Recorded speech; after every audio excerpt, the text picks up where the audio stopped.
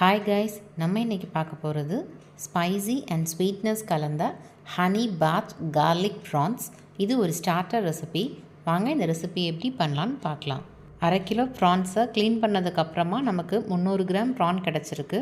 இதை மேரினேட் பண்ணுறதுக்கு 2 டீஸ்பூன் மிளகு பொடி, உப்பு, ஒரு முட்டையோடைய வெள்ளைக்கரு இவ்வளவும் எடுத்திருக்கோம். இப்போ ஒரு பவுலில் நம்ம எடுத்து வச்சுருந்த ப்ரான்ஸ், மிளகு பொடி, உப்பு, வெள்ளைக்கரு எல்லாத்தையும் ஆட் பண்ணி நல்லா மிக்ஸ் பண்ணி கொடுத்துட்டு கிளிங் ஃபில்ம் வச்சு கவர் பண்ணிடுங்க. இது ஒரு 1 ஹவருக்கு ஊறட்டும்.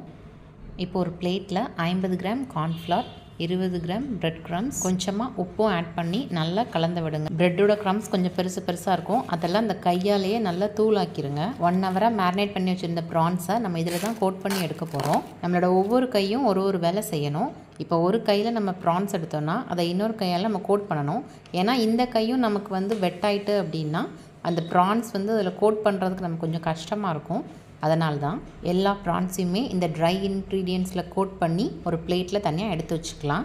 எல்லா ப்ரான்ஸையும் கோட் பண்ணி எடுத்தாச்சு. இனிமேல் நாம் இதை ஆயிலில் ஃப்ரை பண்ணி எடுத்துக்கலாம். ஒரு பேனில் தேங்காய் எண்ணெய் ஆட் பண்ணியிருக்கேன். எண்ணெய் சூடானதும் அதில் ஒவ்வொரு ப்ரான்ஸையும் போட்டு பொரிச்சு எடுத்துக்கலாம். ஓவராக ஃப்ரை பண்ணிட வேண்டாம். இந்த பக்கம் 2 மினிட்ஸ், அந்த பக்கம் 2 மினிட்ஸ்னும் குக் பண்ணால் போதும்.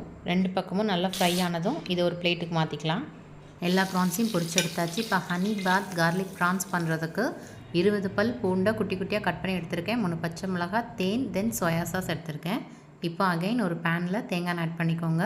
எண்ணெய் சூடானதும் அதில் நம்ம கார்லிக்கை ஆட் பண்ணி ஃப்ரை பண்ணிக்கோங்க. இதோடவே பச்சை மிளகாவையும் ஆட் பண்ணி ஃப்ரை பண்ணிக்கலாம்.